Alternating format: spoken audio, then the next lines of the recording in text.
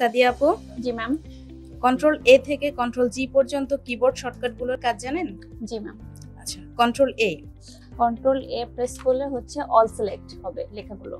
Control B.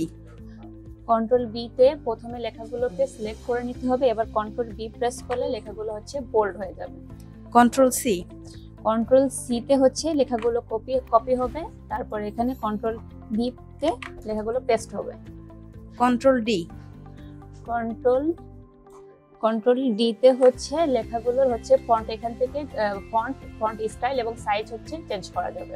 Control ই। Control ই তে হচ্ছে লেখাগুলো হচ্ছে সেন্টার মানে পেজের মাঝখানে আসবে। Control F.